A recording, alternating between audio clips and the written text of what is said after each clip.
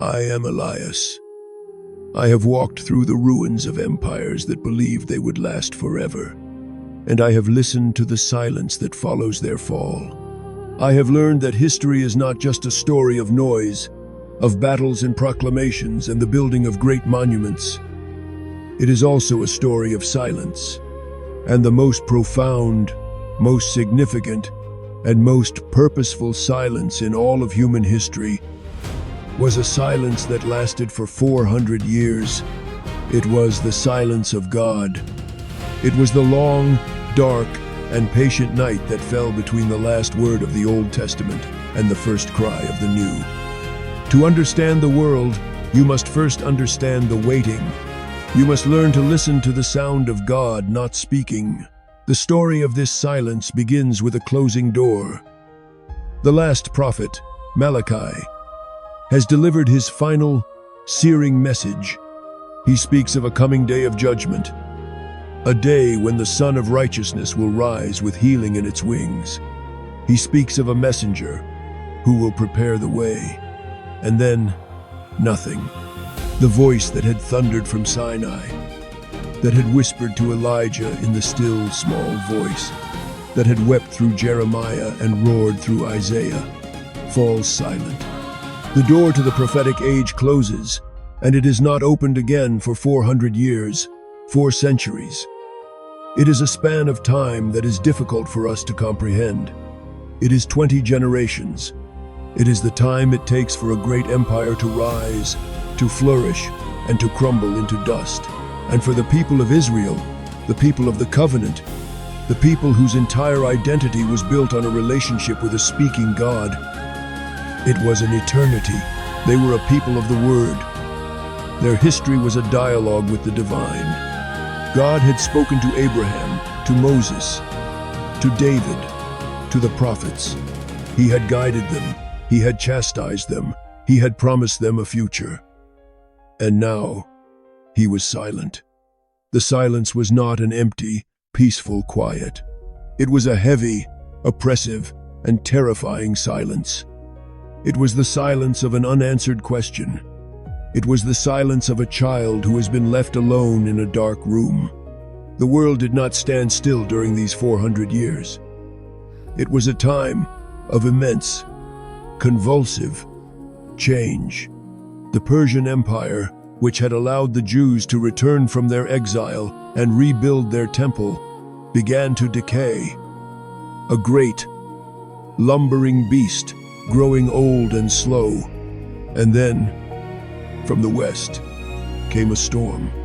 A young, brilliant, and ruthless Macedonian king named Alexander the Great swept across the known world, shattering the Persian army and creating a new, Greek-speaking empire in a little over a decade. The world was suddenly Hellenized. The language of Plato and Aristotle became the language of commerce, of culture, of power. The Hebrew scriptures were translated into Greek, the Septuagint, a momentous event that made the story of Israel accessible to the entire Mediterranean world. But it also brought a profound cultural crisis. The seductive, rational, and man-centered worldview of the Greeks was a direct challenge to the God-centered worldview of the Jews. Could one be a faithful Jew and also a participant in this new, globalized Greek culture? After Alexander's early death, his empire was torn apart by his generals. The land of Israel became a battlefield, a borderland caught between 2 rival Greek kingdoms, the Ptolemies in Egypt and the Seleucids in Syria. For more than a century, the land was passed back and forth, a pawn in the great game of imperial politics. And through all of this, the rise and fall of empires, the clash of cultures, the endless, grinding warfare, heaven was silent. No prophet arose to interpret the times. No new word from God came to explain the suffering, to offer hope, to give direction. The people were left with only the old words, the scrolls of the law and the prophets. They clung to them. They studied them. They debated them with a fierce, almost desperate intensity. The synagogue, which had begun as a humble institution during the Babylonian exile, now became the heart of Jewish life. It was a place of study, of prayer, of community, a place where the people could gather to hear the ancient words and to remind themselves that God had once spoken and that He had promised to speak again. The silence of God did not destroy their faith. It refined it. It forced them to go deeper. It turned them from a people who listened for a voice in the sky to a people who searched for a voice in a text. The scribe, the scholar of the law, became as important as the priest.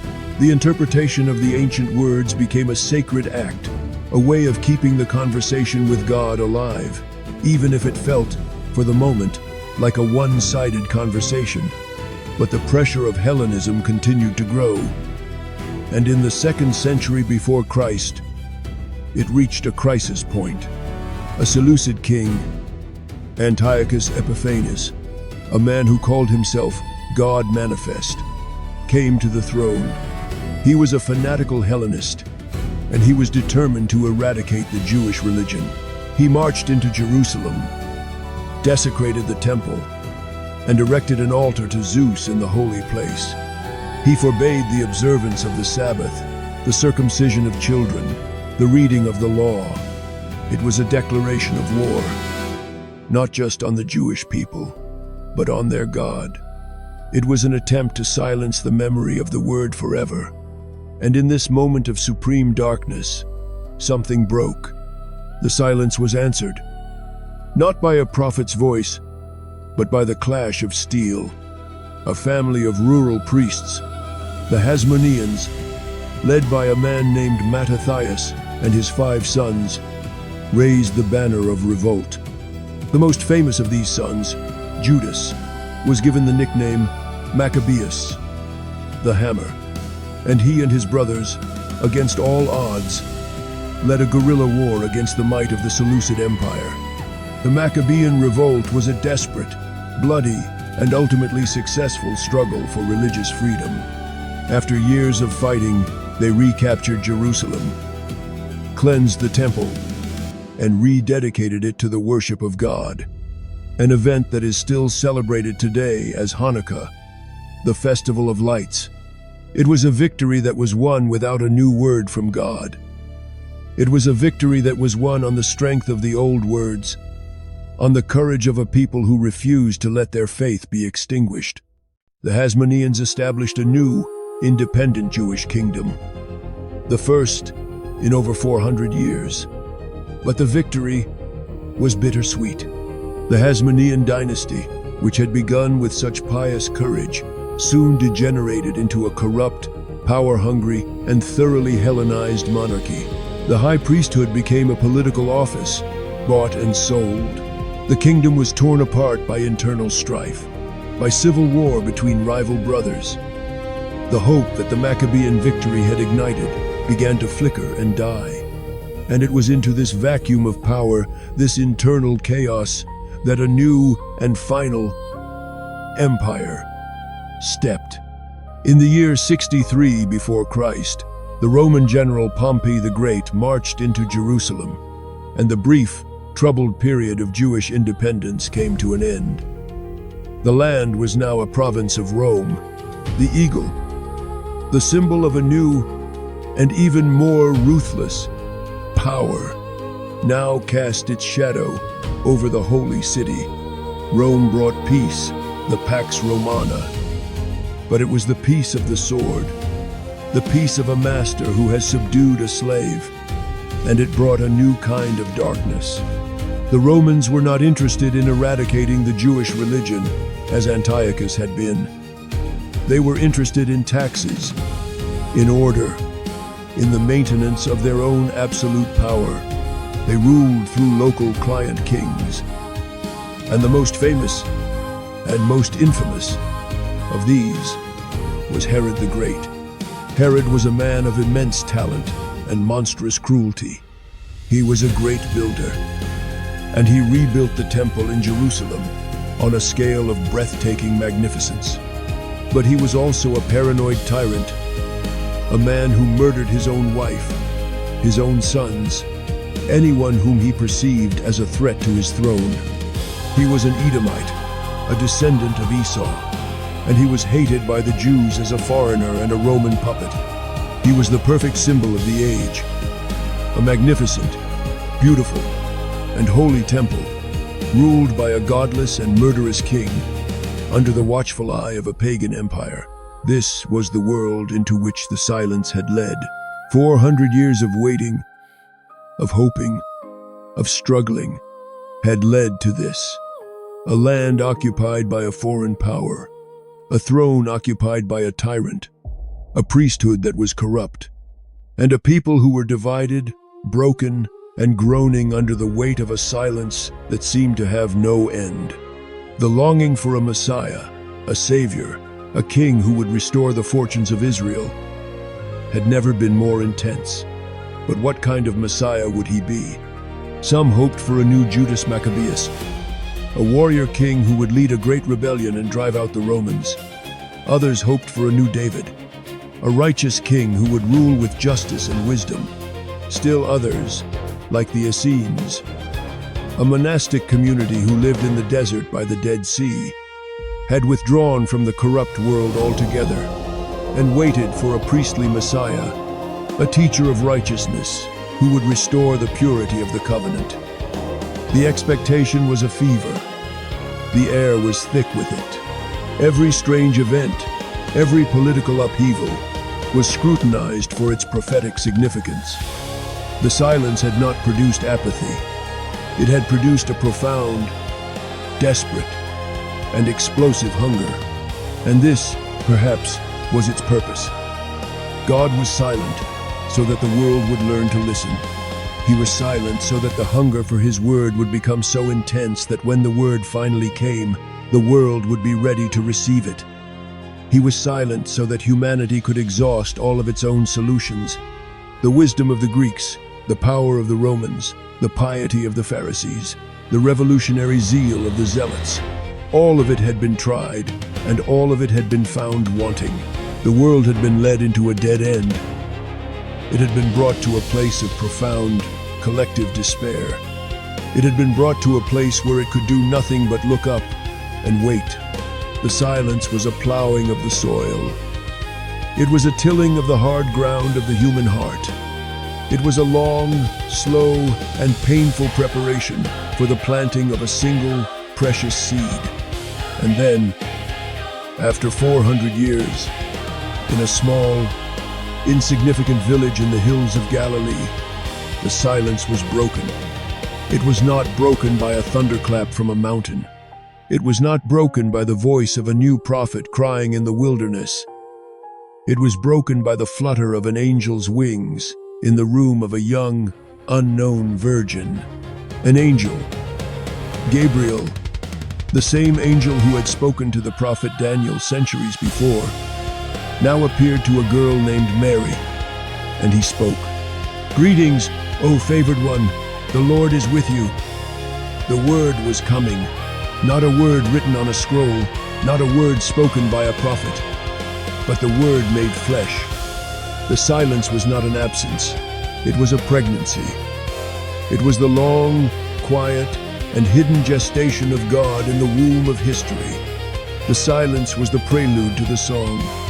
The darkness was the canvas for the light. The waiting was the preparation for the arrival. And when the child was born, in a stable in Bethlehem, under the light of a strange new star, the silence of 400 years was shattered by the cry of a newborn baby. And that cry was the most profound, the most beautiful, and the most hopeful sound the world had ever heard. It was the sound of God, speaking once again, "I am Elias, and I have come to believe that the silences of God are as meaningful as his words. They are not a sign of his absence, but of his patience. They are not a sign of his indifference, but of his wisdom. They are the spaces he creates in our lives so that we can learn to listen, so that we can learn to wait, so that we can learn to long for him. For it is only in the silence that we can truly prepare our hearts for the sound of his voice." and it is only in the darkness that we can truly appreciate the rising of the sun. The 400 years of silence were not a punishment. They were a gift. They were the gift of a long, cold, and star-filled night. A night that made the dawn of the first Christmas morning the most glorious dawn in the history of the world. The silence was the womb from which the Word was born, and the world has never been the same. The political and spiritual landscape of those 400 years was not a random series of events. It was a divinely orchestrated stage setting. The conquests of Alexander, which seemed at the time to be the triumph of a pagan culture, had an unintended consequence. They made Greek the universal language of the Mediterranean world. And so, when the Gospels were written, they were written in a language that could be read and understood by people from Rome to Alexandria, from Athens to Antioch. The word could travel. The Roman Empire, for all its brutality, had also created a world of unprecedented unity and stability. It had built a network of roads that connected its vast territories. It had swept the seas clear of pirates. It had established a system of law that, for all its flaws, provided a measure of order and predictability. The Pax Romana, the Roman peace, created the perfect conditions for the rapid spread of a new idea. The apostles could travel freely, safely, and quickly throughout the empire, carrying the good news of a kingdom that was not of this world. The dispersion of the Jews, the diaspora, which had begun with the Babylonian exile, meant that there were Jewish communities in every major city of the Roman Empire. These communities, with their synagogues, their scriptures, and their deep-seated messianic hope, became the natural starting point for the Christian mission. The first missionaries did not go into a purely pagan world. They went into a world that had already been seeded with the story of the one true God. The silence of God was a time of intense spiritual and intellectual ferment.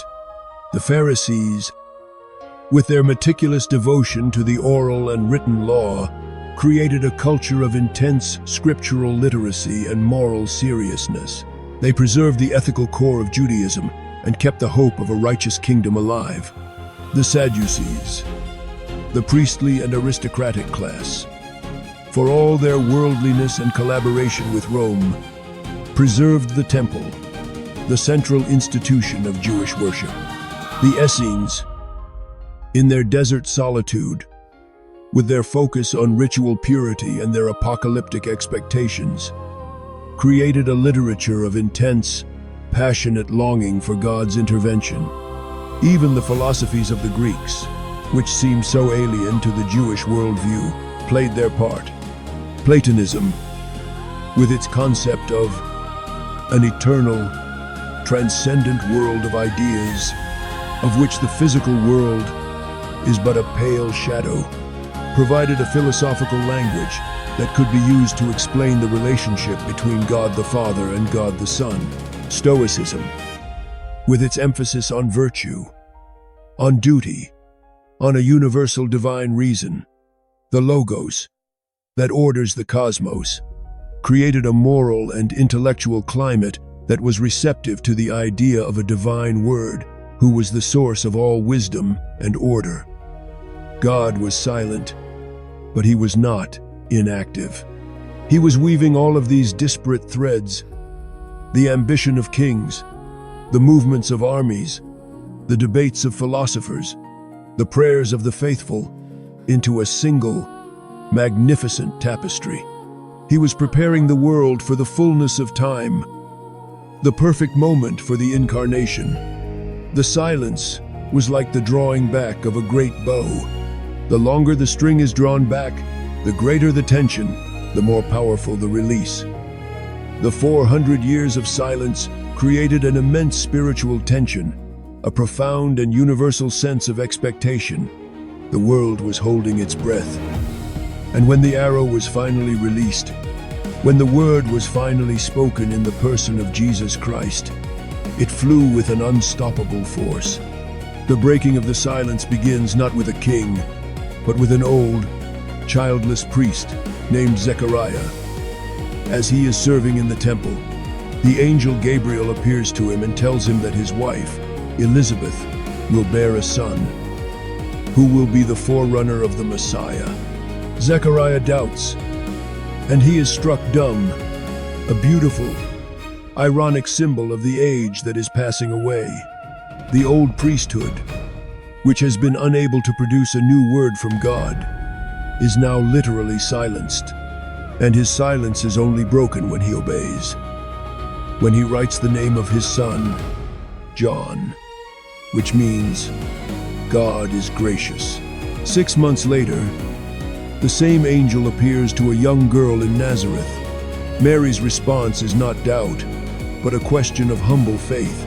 How will this be, since I am a virgin? And her final response is the perfect model of all faith. Behold, I am the handmaid of the Lord. Let it be to me according to your word. Her yes is the human key that unlocks the door that has been closed for 400 years. It is the moment when humanity consents to the incarnation of God. The birth of John the Baptist is the first sound after the long silence. He is the voice of one crying in the wilderness, "Prepare the way of the Lord." He is the last and the greatest of the Old Testament prophets, a bridge between the Old Covenant and the New. He is the culmination of all the waiting, all the longing of the 400 years. But he is not the Word. He is the voice that points to the Word. And then comes the Word himself. The birth of Jesus is the definitive end of the silence. God has not just spoken a word, he has become a word. He has entered into his own creation, into his own story. The gap between heaven and earth, which had seemed so vast during the long centuries of silence, is now closed. God is with us. The silence had taught Israel that God is transcendent, that he is holy, that he is other. The incarnation teaches us that he is also immanent, that he is with us, that he is one of us. The silence had created a thirst. The coming of Christ is the quenching of that thirst. The silence had created a darkness. The coming of Christ is the dawning of a great light.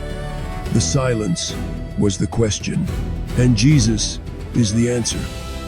I am Elias, and I have learned that we all live, at times, in our own periods of silence. We live in the space between the last time we heard God's voice and the next time we will hear it. We pray, and we hear only the echo of our own words. We search the scriptures, and the words seem dry and lifeless.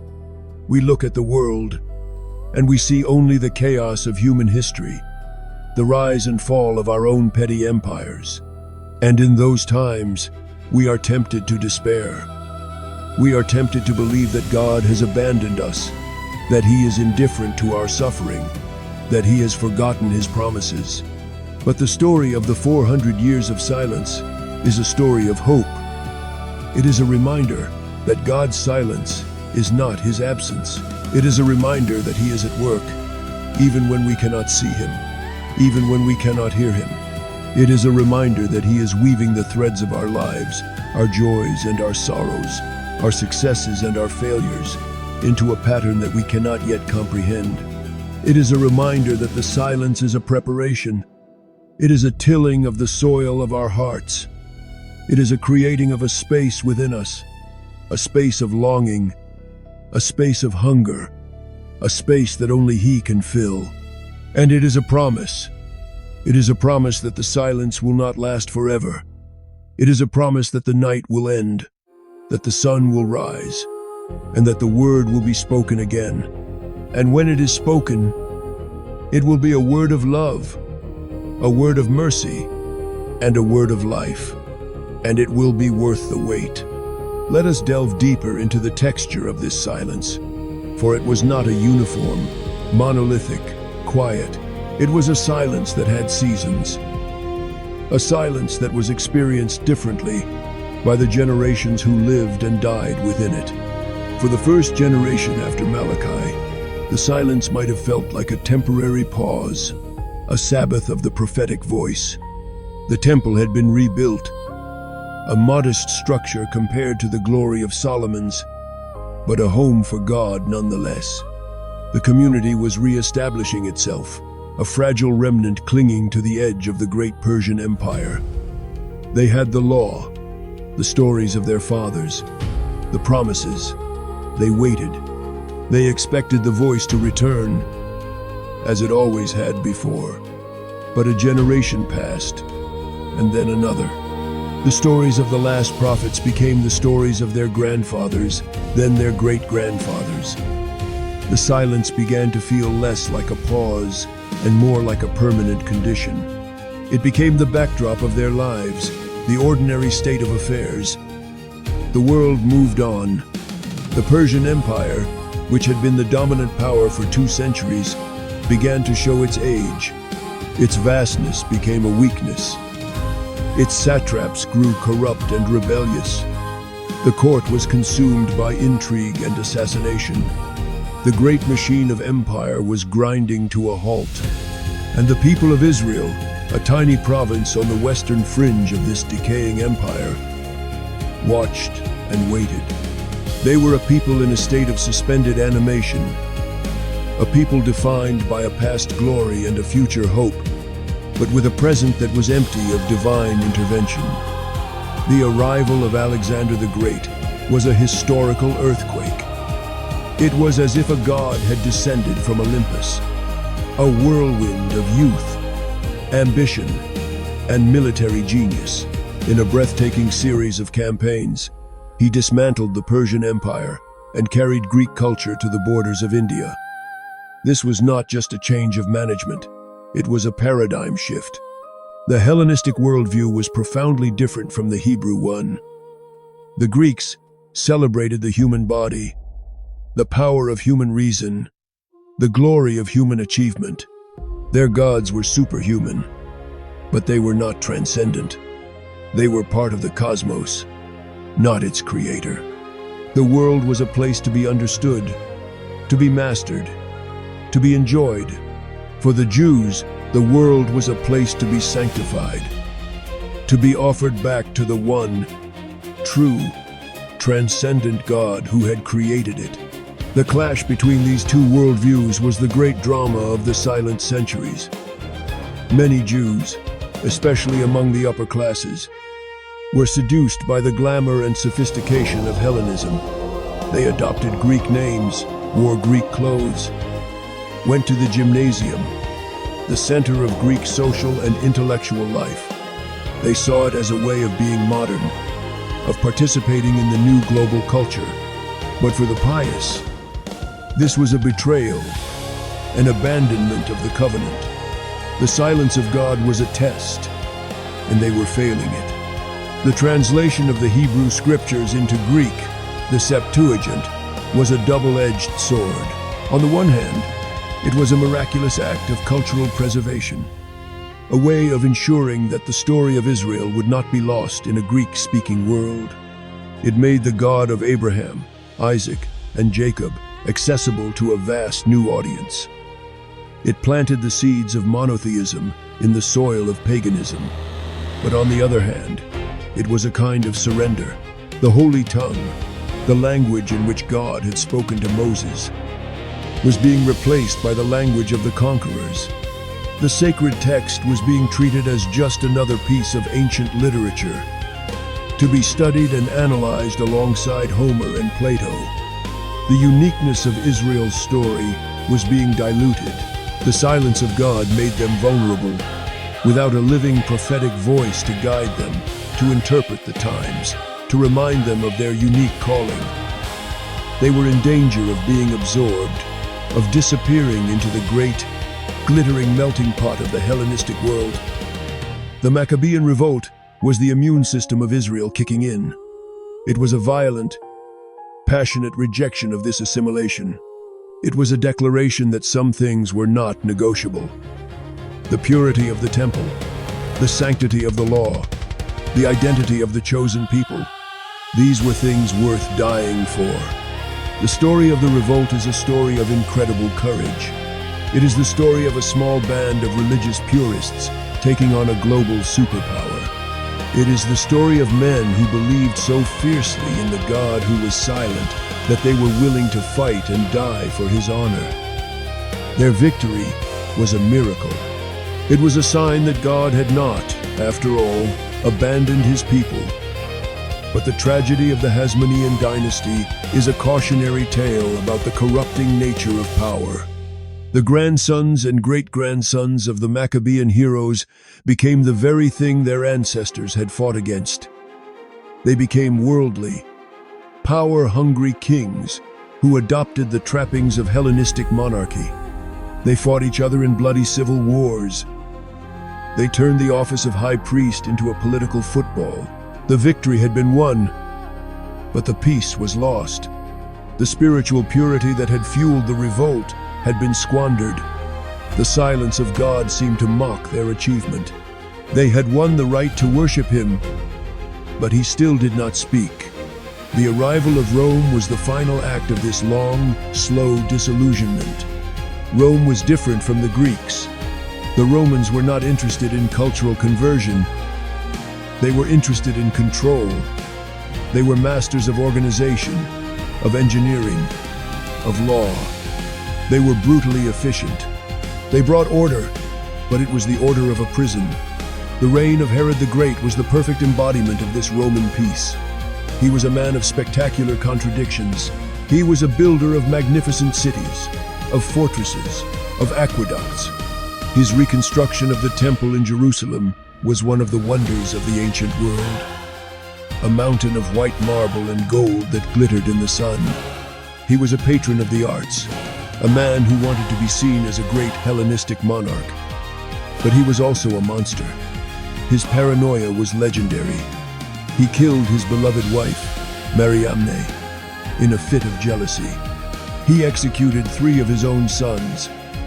The Roman Emperor Augustus famously quipped that it was safer to be Herod's pig than his son. This was the king of the Jews at the end of the 400 years of silence. A man who built a house for God, but who had no room for God in his own heart. A man who ruled over the Holy Land, but whose soul was a landscape of fear and death. The spiritual life of Israel during this time was a fractured and contentious landscape. The Pharisees were the party of the pious middle class. They believed that in the absence of a prophetic voice, the only way to remain faithful was to cling to the law in all its intricate detail. They developed a complex system of oral traditions, a fence around the law, designed to protect the people from even unintentional transgressions. They were men of deep, if sometimes rigid, piety, and they commanded the respect of the common people. The Sadducees were the party of the wealthy, priestly aristocracy. They controlled the temple and its vast wealth. They were religious conservatives, in the sense that they accepted only the written law of Moses and rejected the oral traditions of the Pharisees. They did not believe in the resurrection of the dead, in angels, or in a coming Messiah. They were the ultimate pragmatists, collaborating with the Romans to maintain their own power and privilege. The Essenes were the radical ascetics. They saw the temple as hopelessly corrupt, the priesthood as illegitimate. They had withdrawn from society to live in monastic communities in the desert, most famously at Qumran, where the Dead Sea Scrolls were discovered. They lived a life of strict discipline, of ritual purity, of communal ownership. They were apocalypticists who believed that they were living in the final days, and they waited for a great, final battle between the sons of light and the sons of darkness. The Zealots were the revolutionaries. They believed that any collaboration with the pagan Romans was a betrayal of God, the one true king of Israel. They were the spiritual heirs of the Maccabees, and they advocated violent resistance. They were the ticking time bomb under the Roman occupation, a bomb that would eventually explode in the catastrophic war of 66 AD. Each of these groups was, in its own way, trying to answer the question posed by the silence of God. How do we live as God's people in a world where God does not speak? Do we cling to the law? Do we collaborate with power? Do we withdraw from the world? Do we take up the sword? The silence had created a vacuum. And into that vacuum had rushed a host of competing, and often contradictory, human answers. The world was saturated with religion, with piety, with desperate, passionate, and often violent devotion. But it was a world without a center. It was a world waiting for a king. The purpose of the silence was to create a question that only God could answer. It was to demonstrate the inadequacy of every human solution. The political solution of the Hasmoneans had ended in corruption and civil war. The architectural solution of Herod had created a beautiful shell with a rotten core. The legalistic solution of the Pharisees had created a heavy burden. The pragmatic solution of the Sadducees had created a hollow faith. The ascetic solution of the Essenes had led to a withdrawal from the world. The revolutionary solution of the Zealots would lead to the destruction of the nation. Every path had been explored. Every door had been opened, and behind every door was another empty room. The silence was a divine strategy. It was a long, slow, and patient process of emptying the world of its own self-sufficiency. It was a process of creating a space, a void, a hollowed-out place in the heart of humanity, a place that could only be filled by the arrival of God Himself. The breaking of the silence, when it finally comes, is so quiet, so humble, that the world almost misses it. It does not happen in the temple in Jerusalem, the center of religious power. It does not happen in the palace of Herod, the center of political power. It does not happen in the library of Alexandria, the center of intellectual power. It happens in a small, dusty village in Galilee, a region that was despised by the religious elite in Jerusalem. It happens to a young woman who has no power, no status, no wealth. Mary is the antithesis of everything the world values. She is poor. She is a woman. She is from the wrong part of the country. And she is the one whom God chooses. Her yes to the angel is the culmination of the 400 years of waiting. It is the response of a faith that has been purified by the silence. A faith that has learned to trust in the promise of God, even when there is no evidence. A faith that is willing to make itself completely available to the will of God. The birth of Jesus is the answer to the question that the silence has posed. He is the true king. But His kingdom is not of this world. He is the true priest. But His sacrifice is Himself. He is the true law. But His law is the law of love.